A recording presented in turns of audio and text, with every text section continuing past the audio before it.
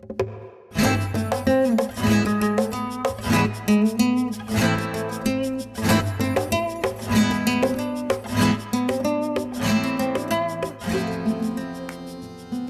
thank you. Yeah, so this is a change, huh? We're you're expecting somebody else, but here I am, and I'm going to talk to you about biology. Ugh. Uh, but it's cool because the project, yay, biology, all right. And there's something else that Lucia said in the chat, that Cariño was building a familia in the classroom. And I don't know that I can ever say I go that far. I don't think my students have ever seen me as part of a familia.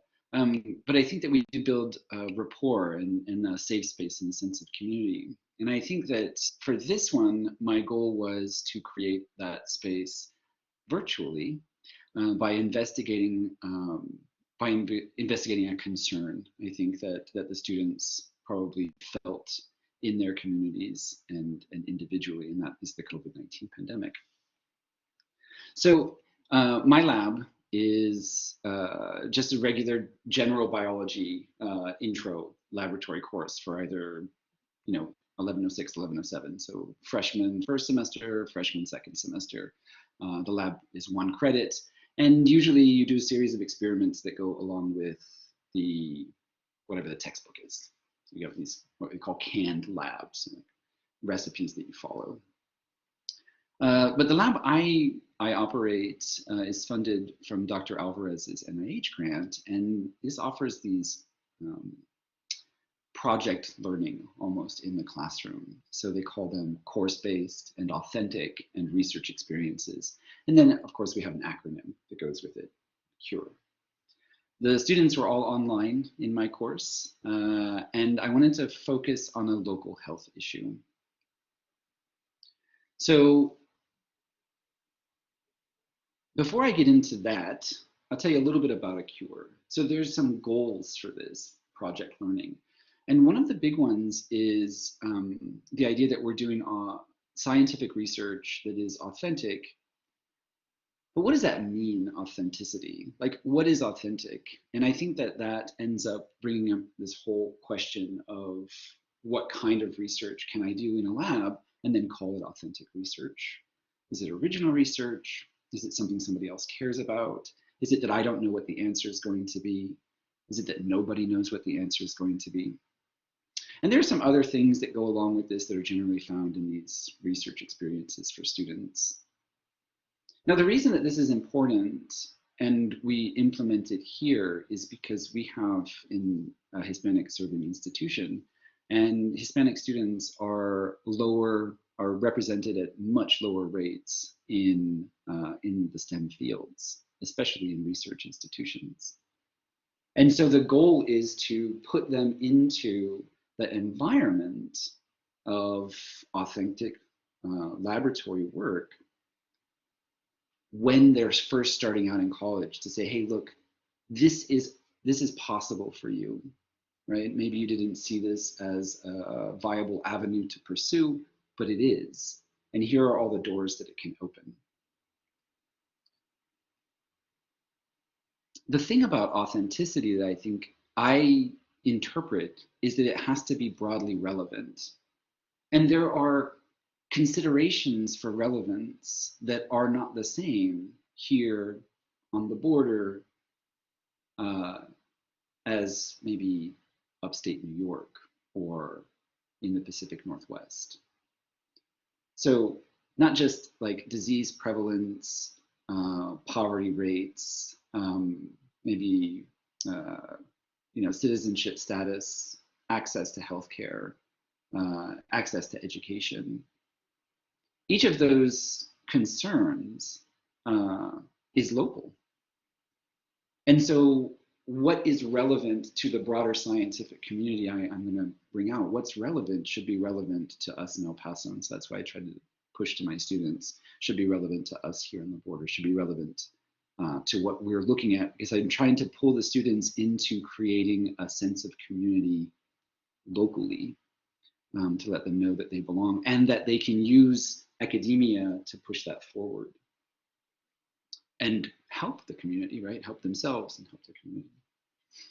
In this project, it was all operated through my second semester course. So the students are usually studying things that have to do with different organisms, but there's a strong component on virology and epidemiology here.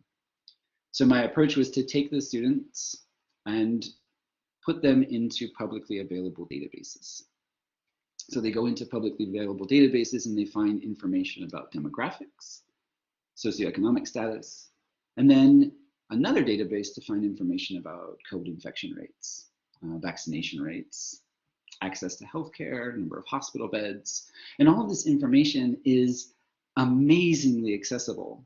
And in fact, during the pandemic, we had access to a number of sites that would have otherwise been beyond paywalls or behind paywalls.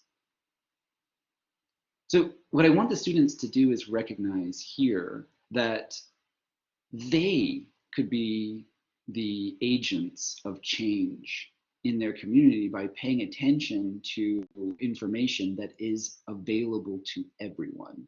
And it's just about who's paying attention that determines which problems get addressed and which problems get solved, if we remove money from the equation, of course.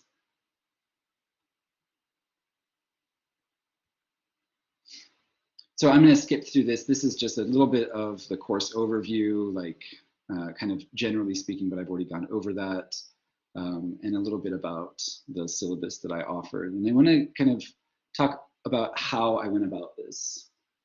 Because the first thing was, how do you find demographic data for students, and how do you connect demographic data to biology concepts? And so I had to do both of those things. I used the health disparities.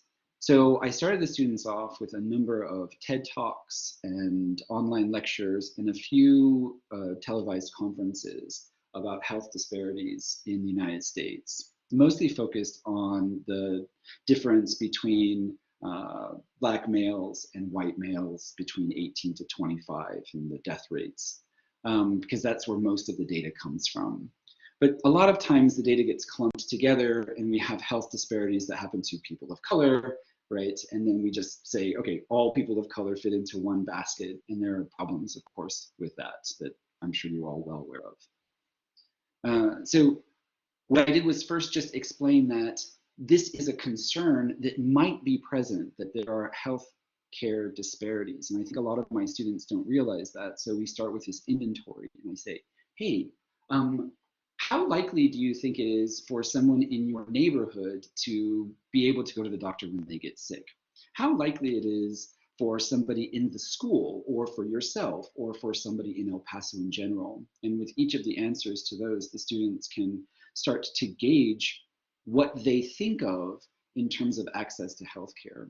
And access to healthcare is one of these big disparities that exists inside of the country and prevents a number of people from living the full length of life that they should otherwise live.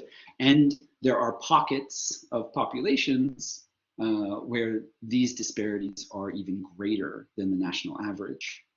And so where are we? And how can our students find that out? And how can they address that disparity if it exists? So first we looked at the US Census. What is it? Why do they take the numbers? Who gets counted? And then who has access to that information? And I had activities where they went in and they navigated the US Census, created presentations, so to get them interested in seeing data, and then understanding that data is irrelevant if you can't figure out a way to package it, right? I can have all the numbers in the world, I can have all the Excel spreadsheets in the world, but if they're just numbers in cells, then what does that do for me? It does nothing for me. And if they're unrelatable to my life, then I'm not going to hold any interest in them. So I tried to show them how to use the functionality of these openly accessible sites like the census data site in order to filter to find information that they would feel was relevant. And I assumed relevance by anchoring it on El Paso. So the first thing that we're going to do is we're going to look here at El Paso and we're going to find out what's the percentage of people who have a bachelor's degree? What is the percentage of people who have health insurance? What's the average income for males with a bachelor's degree? What's the average income for females with a bachelor's degree? Because the census gives me so many opportunities to point out to them like fundamental disparities in educational attainment, in income level, in insurance status. These are things that are black and white in the data. We don't even have to like graph or chart out. They just look at them, look at the number, and they can see the differences. Once we've figured out how to use these filter sets, I have them looking at information in El Paso County and then other counties in Texas. Because my goal is to have them use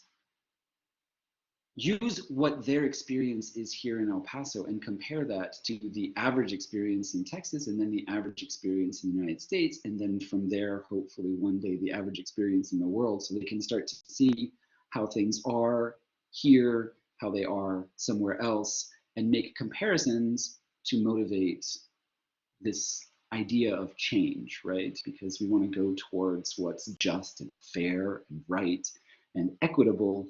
And the only way to do that is to recognize where these kind of challenges exist and where the disparities are. So after we collected a bunch of data about socioeconomic and demographic information here in El Paso, we moved into the Johns Hopkins website, and this dashboard is gorgeous and really, really functional. Interestingly, the data that comes for here for anything that has to do with population comes from the exact same census data we used. They just have it imported in a much more fancy way. So we can get some of that same kind of annual information here on the Johns Hopkins website already built into the functionality. So if you notice in this, we've got each of these color-coded counties in Texas, and I tell the students, pick 20 or 50 or 100 counties and calculate the percentage of people that are infected, and calculate the percentage of people who are Hispanic, and calculate the percentage of people that live under the poverty line, and then let's start comparing these numbers and see if there's a correlation between them. If we have a county that has a higher rate of people with a bachelor's degree, do we have a lower infection rate, or is it the same infection rate? If we have people in counties that have a higher percentage of Hispanics, do we have a lower infection rate or a higher? We won't be able to make any statement about cause here because correlation isn't causation, we all know that, but we will be able to identify places to investigate further, and I always build it to the students like that. This is preliminary, cursory data gathering. We just want to see, is there a there there? And so they start out by doing these kind of cursory inspections. The Hopkins page gives us these nice infographics that allow me to explain some of the concepts to the students that are a little bit outside of the realm of the classroom, especially in terms of like morbidity and mortality. And of course, all of the stuff about socioeconomic status and demographics is outside of the purview of all but the slimmest part of the course itself. So I spend a lot of time trying to incorporate that in, and why it's important to know what students experience. What the environment around the students is in terms of things we can't ever ignore. Who has health insurance? Who has a home? Who has money? Who's being arrested? These are things that allow society to run, and we can't focus on other tasks until we have society running properly. So the students generate data, and this was one of the most challenging aspects of the course and the most rewarding at the same time. So they come into the course with no idea of how to graph a scatter plot or what a trend line is or the mathematics involved in a regression. And we spend a lot of time talking about that, talking about whether or not this bunch of dots that we see here shows a real positive trend or just the idea of a positive trend. And we can pick it apart and we can say, it looks to me like according to the method you used, there's no correlation. It's not perfect, and there's a lot of flaws in the students' research, things that we need to go back over and say, hey, Are you sure that this percentage is right down here? Because I'm pretty sure that we have much higher percentages of insured people in Texas. So this is wrong, but you're moving right in the right direction. And so you're starting to see how we're going to look at the data, and then we can start nitpicking at it. Some things were surprising when they did show something that I felt was a valid research study, that there was no correlation, for example, here between poverty level and infection rates. I thought, I was almost certain that I was going to see something there, and we didn't see anything. And I was surprised by that. And I think the students were surprised by that too. And so we can talk about all of the interventions that were successful that prevented this from happening. And we can also talk about the places that were outliers where the poverty rate was very high. And if you see here, the infection rate was very high as well. So what happened here? What broke down there? And why wasn't it fixed in the way that the majority were? So we have the opportunity to talk to students, not just about what's wrong, right?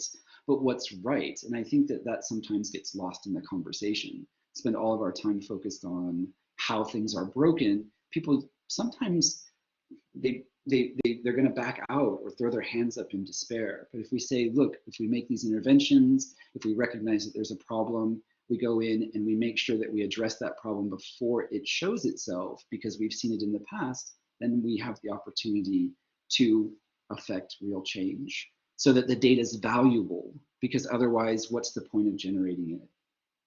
And then I was also surprised by this. I have, of course, a very cynical attitude, so I have to convince myself to look for the positive in the way things work.